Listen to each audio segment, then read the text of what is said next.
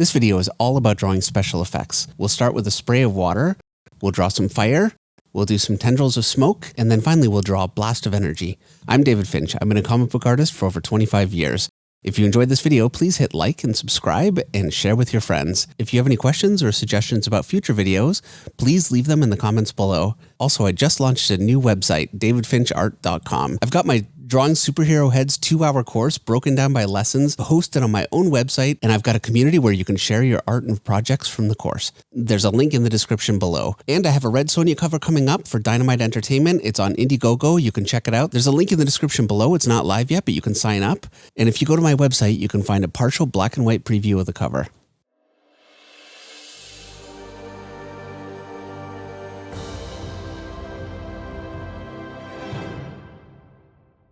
So our first drawing is going to be a spray of water. What I'm doing here is I'm just loosely sketching in my water. I just want to make sure that I've got everything basically laid out in the panel the way that I want it. Being very loose and gestural with it, it's something that I can change later on. So it's easy to be much more flowing than if I was trying to be tight right from the start. I want to make sure that I'm drawing nice flowing shapes. I'm using the line of beauty everywhere on this picture. And I'm trying to connect my droplets of water so that they look like they're extending out in a spray and not just randomly drawn in the panel. Also, I want to make sure that my shapes are varied widely in size. I want to have some larger tendrils of water and then smaller and then droplets larger and smaller. I harp on this all the time, but it's so easy to fall into the trap of drawing the same basic size, shape, and spacing of things when you're drawing something organic. And really, the secret to drawing organic shapes is just making sure that you're very consciously changing up your sizing.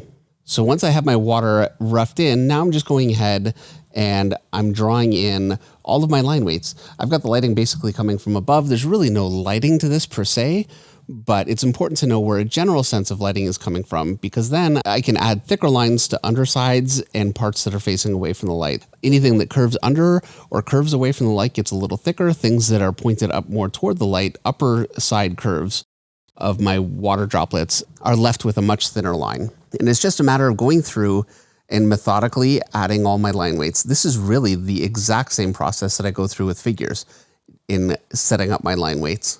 There's really no difference at all. Something very important to note is that you can use your intersecting lines to push things away from you in space or bring them forward. So the way that I choose to overlap can either bring a droplet toward me or push it away. So I'll draw a droplet of water over another droplet. I'll make sure to accentuate my connection points on my holding lines, and that really pushes things in space. And I can actually curve whole long shapes slowly around in space just by layering my shapes over each other as I go. And I can bring them back out toward me just by layering the other way. But it's something you need to be consistent with, because if you break it at all, it completely destroys the illusion. Ultimately, the technique for this is very, very simple. And really, the technique for all of these examples is very simple. They all follow essentially the same rule, and that is larger and smaller randomized shapes. Another thing that all of these examples are going to have in common is that I'm really trying to make sure to connect my shapes into a larger overall flowing pattern. That's something you'll really see when I get to smoke. Because I have my water spraying, make sure to give everything a movement in the direction of the spray of the water. And hopefully you can see just how much the illusion of this is achieved just by line weight and overlapping alone. For our next example, we're going to be drawing some fire.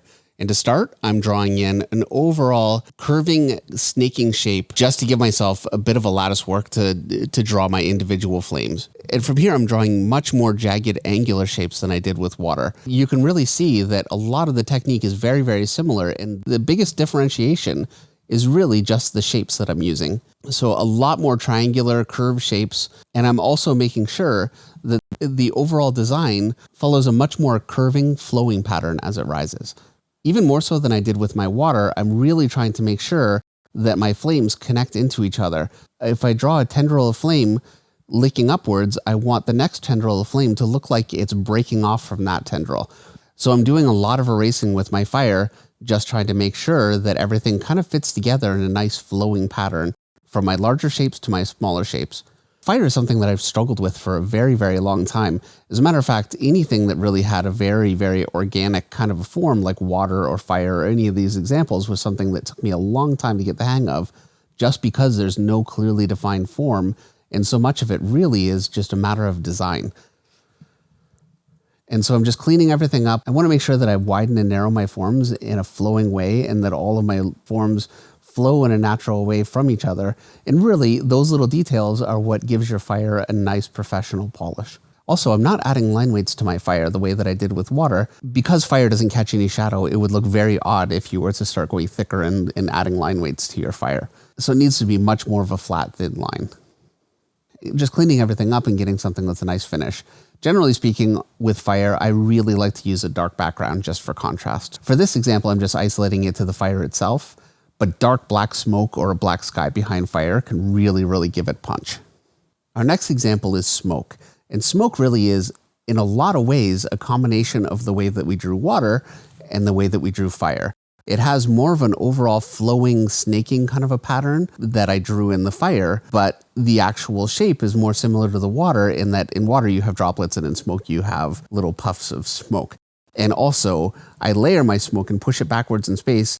You can see here that the shapes that I'm drawing are receding into the panel in space, and I'm getting that effect just by making sure that all of my layers of smoke are laying over each other. First one shape and then another shape drawn behind that, and another shape drawn behind that. I make sure to vary their size and their placement enough because I find more than any of these other examples, it's very, very easy with smoke to fall into the trap of drawing the same size shaped and spaced puffs of smoke, and that will immediately destroy the illusion that you're drawing something organic. So really do try to be aware of it when you're drawing your smoke. And I really want to point out just how much I'm pushing my smoke away and then bringing it toward me in space just by my layering of my shapes. Also, I've got two tendrils. I've got my main tendril and then I've got the other one wrapping around it. And so it's just doing a curl around. First it goes in front, then behind, and then in front again, giving it that wrap. And that sort of wrap just gives it a lot of visual interest for me. And so now, just like with my water, I'm adding in line weights. I really can't add the same level of line weight that I did with water because smoke obviously doesn't have the same weight, so you don't want to shadow it too much, but it is a solid. It's not purely a gas, so it does have a shadow. And so I'm defining that here. Where it's closer, I want it to be just a little bit thicker. Where it's a little further away, I want it to be a little thinner. And I'm really just going ahead and making sure to shore up all of my connection points to make sure that all of my little layers of smoke layer the way that I want them to. I'm also being very, very careful as I layer one tendril over the other that I don't ever tangent my lines. And what a tangent is when you have a line from one object directly leading into the line from another object that's placed over or behind it. And when that happens, it just melds those two things together and it really flattens your picture. It's something to really be aware of with everything that you draw, especially drawing something like smoke where I can't add cast shadow to help me differentiate my forms. It's very, very important that I not have any tangents with my lines. So I'm just adding flowing lines and making sure to push back or pull forward in space with my shapes all the way through, just being consistent with it. So much of this kind of drawing is just being patient. Nowadays, I personally really enjoy drawing things like smoke. I just find it very, very relaxing to do. When it's done well, it can add a lot to a picture. It can hide mistakes, and it can just be a very nice design element. Now, this last section turned out to be a real nightmare for me. I wanted to draw some arcing, flashing out bursts of energy, and I did that, and it worked out all right. But in the end, I felt like I was just drawing really large fire. It's essentially the same sorts of shapes, just on a larger scale. And obviously coloring would differentiate it, but that's really not the point of what we're trying to do here. I wanted this to be a section of the tutorial that really stood on its own. And so really quickly, I did two examples here. The first one was fine. The second one was fine, but they really didn't add anything. And so I just completely stopped and we're gonna move ahead to a whole new piece of paper. And I decided to go with something that's much, much more angular, just to really change things up.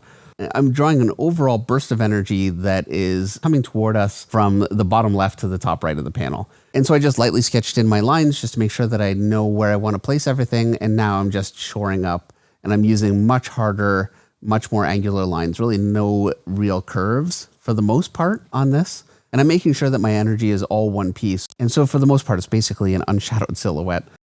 This sort of energy is very, very easy to draw.